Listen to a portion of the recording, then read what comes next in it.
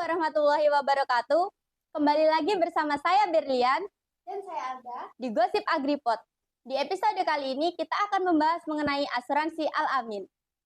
Sebelum mengulik bahasan lebih jauh, kali ini kita kedatangan Bapak Zakwan Effendi selaku pimpinan cabang asuransi Al-Amin dari Lampung. Dan juga Bu Katarina Haryani selaku Waka 2 Bidang Keuangan dan Administrasi Stiper Belitang.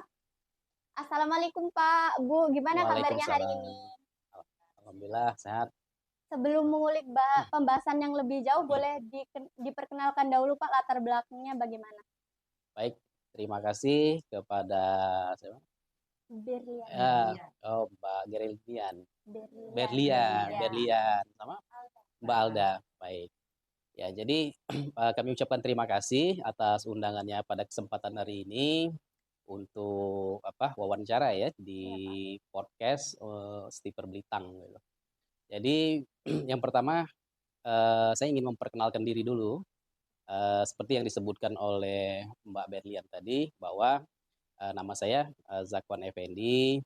Kemudian saya sebagai saat ini ya sebagai pimpinan cabang PT Asuransi Jiwa Syariah Al-Amin untuk cabang Lampung. Nah, cabang Lampung. Jadi PT Asuransi Jiwa Syariah Al-Amin itu saat ini mempunyai 32 kantor cabang pemasaran yang ada di wilayah Indonesia. Nah, kebetulan kita untuk di Sumatera ini itu dibagi per wilayah. Jadi ada Sumatera 1, Sumatera 2, dan Sumatera 3.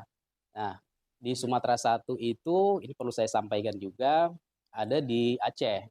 Nah, ya ada di Aceh. Jadi untuk wilayah Sumatera 1 itu di Aceh, kemudian yang membawahi cabangnya itu cabang Banda Aceh, cabang Melabo, kemudian cabang Lok Sumawe. Nah, kemudian di Sumatera 2 itu ada di Medan. Nah, Medan yang membawahi cabang Medan, kemudian cabang Pekanbaru, cabang Padang, lalu kemudian cabang Batam. Lalu kemudian yang terakhir di Sumatera 3.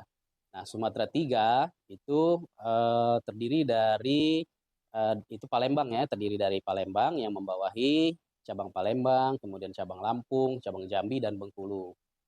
Nah, Al-Amin ini sendiri berdiri dari tahun 2009 ya, tanggal 9 bulan 9 tahun 2009. Nah, tepatnya di Jakarta. Jadi kantor pusat kita ada di Jakarta. Kemudian untuk di cabang Lampung ini sendiri, kita baru berdiri itu dibuka cabang di tahun 2013. Nah, mungkin di sini mungkin teman-teman semua belum begitu memahami ya. Sebenarnya Al-Amin itu asuransi apa seperti itu. Nah, jadi kita ini adalah asuransi jiwa murni yang bekerja sama dengan perbankan, baik itu perbankan umum. Perbankan umum yang kerjasama dengan kita yaitu Bank Syariah Indonesia. Kemudian kita juga bekerja sama dengan Bank Mega Syariah, lalu Bank Muamalat, lalu kemudian dengan Bank BCA Syariah juga kita bekerja sama. Nah, lalu selain di perbankan umum kita dengan bank daerah. Nah, bank daerah itu misalnya Bank Sumsel Babel tapi yang unit syariahnya. Lalu kemudian ada Bank Aceh Syariah, Bank NTB Syariah, nah itu sudah bekerja sama dengan kita. Lalu kalau untuk di perbankan BPR, Bank Pembiayaan Rakyat, itu kita sudah bekerja sama dengan Perbarindo Sumsel Babel yang membawahi kurang lebih hampir 100 BPR, tapi belum semuanya. Kita masih 70% yang bekerja sama dengan kita. Lalu dengan Asbesindo, kalau di Lampung, Asbesindo itu asosiasi untuk perbankan syariah Indonesia yang membawahi di perbankan BPR syariah, itu sudah bekerja sama dengan kita semua. Nah, mungkin perlu saya jelaskan juga apa yang dikerjasamakan dengan perbankan itu. Nah, yang dikerjasamakan yaitu untuk pengcoveran nasabah yang kredit di perbankan tersebut. Artinya, ketika ada nasabah itu yang meninggal dunia, maka saat itu pihak asuransi Al-Amin lah yang akan melunasi sisa pembiayaannya. Nah, sekilas tentang kita, mungkin itu yang perlu kita sampaikan. Gitu. Kalau untuk cara kerja dan cara mengklaim dari asuransi jiwa syariah Al-Amin ini bagaimana Pak? Nah, jadi untuk cara kerja mungkin tadi sempat diskusi juga dengan Ibu Katarina sebelumnya. Jadi untuk cara kerja kita memang kita adalah bisnis silaturahmi ya, bisnis silaturahmi. Seperti mungkin di dalam Islam itu kan silaturahmi itu kan sangat penting begitu. Nah, dengan terjalinnya silaturahmi, mudah-mudahan kita akan mendapatkan banyak jaringan di sana gitu. Ya, kerja kita yang pertama adalah membangun kerjasama yang baik, kemudian dengan mitra, lalu selalu berkonsultasi dan komunikasi dengan mitra kita. Nah, seperti itu. Nah, untuk cara kerja kita, eh, mungkin kalau untuk bekerja sama, mungkin yang dipertanyakan itu untuk bekerja sama, kita tentu dalam hal ini kita harus eh, bekerja sama dalam bentuk perjanjian ya, perjanjian kerjasama. Seperti saat ini saya contohkan di Stiper ini sendiri ya. Di Stiper ini kita sudah bekerja sama. Kemarin kebetulan ditandatangani langsung oleh ketua ya, ketua Stiper ya, ketua Stiper. Lalu setelah surat permohonan kerjasama itu kita akan ajukan dan akan dianalisa oleh bagian underwriting kita di pusat. Nah, apakah dari kepesertaan ini sudah memenuhi persyaratan untuk kita cover menjadi peserta seperti itu. Nah, setelah itu baru kita akan keluarkan yang namanya polis induk. Nah, di polis induk itulah nanti tertera jalinan kerjasama kita. Nah, kemudian kalau di instansi ini kebetulan pemegang polisnya adalah atas nama instansi ini, atas nama Stiper. Nah, pesertanya adalah mahasiswa, mahasiswi. Jadi jika terjadi resiko, mahasiswa-mahasiswinya tidak perlu repot lagi untuk langsung menghubungi kita, tapi cukup laporan ke pemegang polisnya dalam hal ini pihak Stiper. Nanti yang mengurus adalah pihak Stiper begitu. Nah, nanti akan berkoordinasi dengan pihak asuransi jiwa Syariah Al-Amin. Nah, jadi itu untuk cara kerja ya. Lalu apa Cara mengklaim cara asuransinya, Pak? mengklaim ya, baik. Iya. Nah, untuk cara mengklaim sendiri eh, ketika terjadi resiko, jadi baik itu resiko untuk kecelakaan diri, lalu kemudian resiko meninggal karena kecelakaan atau meninggal karena sakit atau meninggal biasa. Jadi untuk cara mengklaim kita, yang pertama tentu kita harus siapkan berkas persyaratan. Kalau dia meninggal karena meninggal biasa atau karena sakit, jadi cukup disiapkan yaitu fotokopi KTP peserta, lalu kemudian kartu keluarga, dan form yang akan diisi, yaitu formnya ada di kita, di Al-Amin. Nah, formnya itu kita lampirkan, nanti akan diisi oleh eh, ahli waris peserta, akan diisi oleh ahli waris peserta, lalu kemudian eh, tentu dalam hal ini surat permohonan dari stipernya bahwasanya atas nama peserta ini telah meninggal, misal contohnya telah meninggal dan mohon dibayarkan klaimnya ke rekening ini. Nah, dalam hal ini seperti itu. Lalu bedanya kalau dia meninggal dunia karena sakit, kalau dia meninggal di rumah sakit ataupun di puskesmas, kita minta surat keterangan dari dokter. Tapi kalau dia meninggalnya hanya di rumah begitu ya, cukup keterangan dari kelurahan ya, dari desa Pak ya, Bu ya. Kalau di kampungnya kepala desa ya, cukup dari kepala desa. Nah, kalau dia meninggal karena kecelakaan, maka yang perlu kita lampirkan di situ adalah surat keterangan dari kepolisian. Nah, seperti itu. Nah, kemudian itu dikoordinasikan ke kita, lalu nanti prosesnya kita paling lambat itu 14 hari kerja. Itu paling lambat sejak berkas diterima. Itu paling lambat. Tapi mudah-mudahan kita rata-rata tidak sampai 14 hari kerja kalau berkasnya sudah lengkap kita terima. Biasanya 2 sampai 3 hari bisa kita bayarkan untuk pembayaran santunan klaimnya. Seperti itu. Itu kalau untuk cara mengklaim. Yang jelas biasanya komunikasi antar pemegang polis, pengurus dengan pihak Al-Amin. Kalau lembaga asuransi syariah jiwa Al-Amin ini sudah dilegalitas dan memiliki perlindungan hukum belum, Pak? Ya. Jadi pertanyaan yang bagus ya. Karena memang menurut saya di Indonesia ini mungkin cukup banyak sekali asuransi ya. Cukup banyak asuransi dan juga mungkin teman-teman juga kurang familiar ya dengan Al-Amin begitu Iya, ya, dengan Al-Amin. Karena di Al-Amin ini memang kita familiarnya di perbankan. Nah, di perbankan. Jadi kalau untuk di instansi, institusi baik itu perusahaan, kemudian universitas, sekolah. Nah, karena kita punya produk, tapi kita juga belum terlalu familiar ya, terutama di daerah begitu. Kalau di kota, kita sebenarnya sudah banyak yang bekerja sama. Nah, untuk perlindungan hukum jelas ya, karena dari awal pendirian kita, itu kita sudah ada yang namanya surat keputusan dari Kementerian Tenaga Kerja dan Kementerian Keuangan, begitu. Nah, itu sudah dikeluarkan suratnya. Kemudian kita di dalam organisasi asuransi syariah itu, kita mempunyai yang namanya mulai dari Dewan Pengawas Syariah, kemudian komisarisnya, lalu kemudian di situ ada direksi. Nah, dalam pembentukan ini tentu semuanya akan mendapatkan yang namanya fit and proper ya, fit and proper. Lalu kemudian pelaporannya selain daripada Kementerian Keuangan dan Kementerian Ketenagakerjaan, ada yang namanya ke Otoritas Jasa Keuangan, begitu.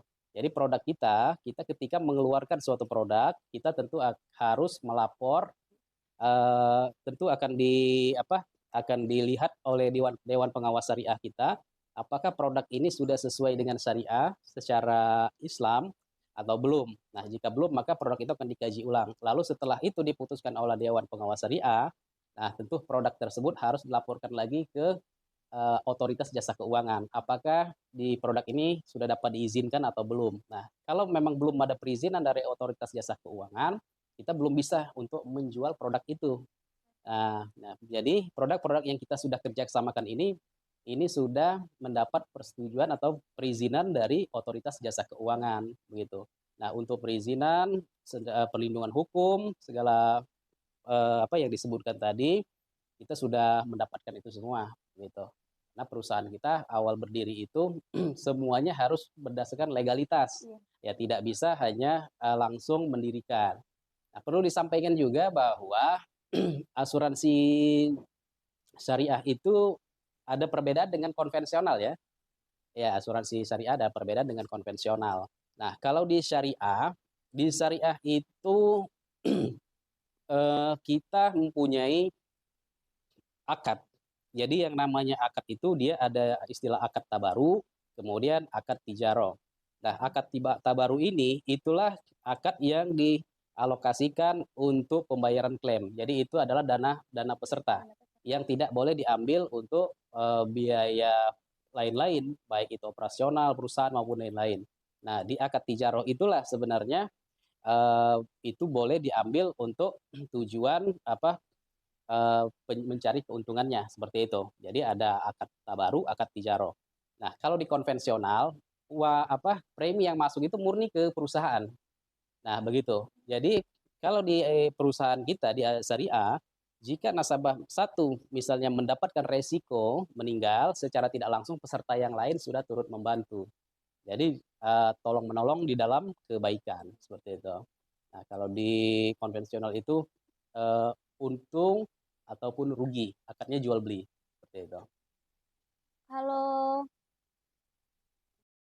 setelah kita nih jadi peserta dari asuransi jiwa syariah Al-Amin ini, Pak, apa aja manfaat yang kita dapat nih? Baik.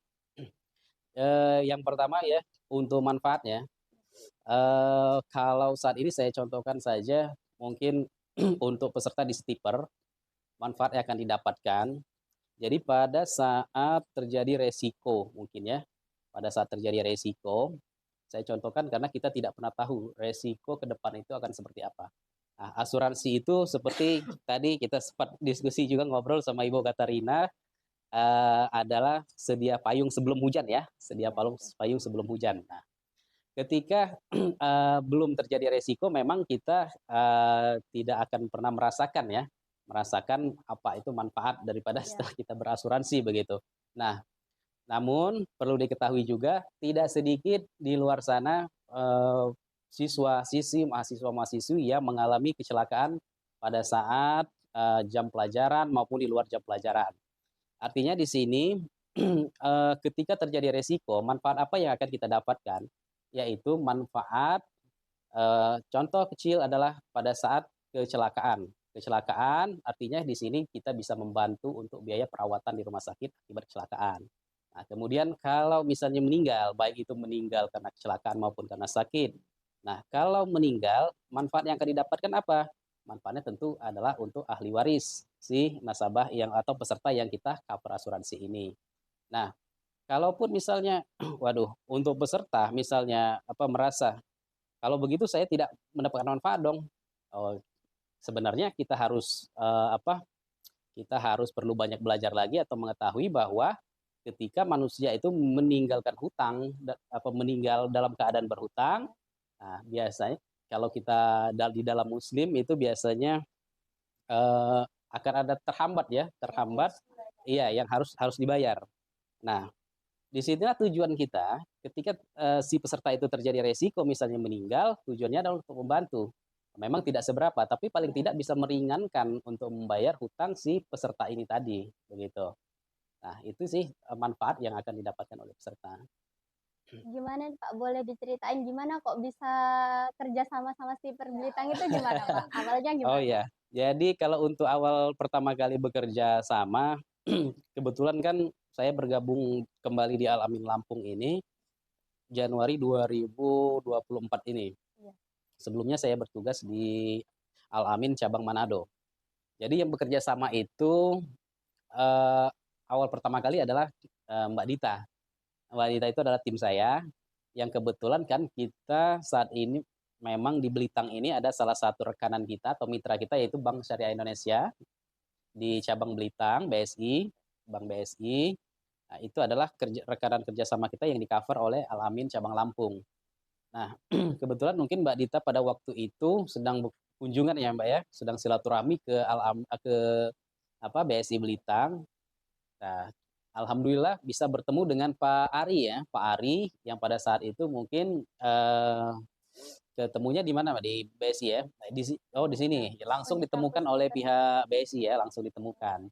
Nah, pada saat itu nah Mbak Dita lah yang memproses sebenarnya dari awal mulai perkenalan mungkin Al-Amin, apa asuransi kita seperti apa yang akan di-cover.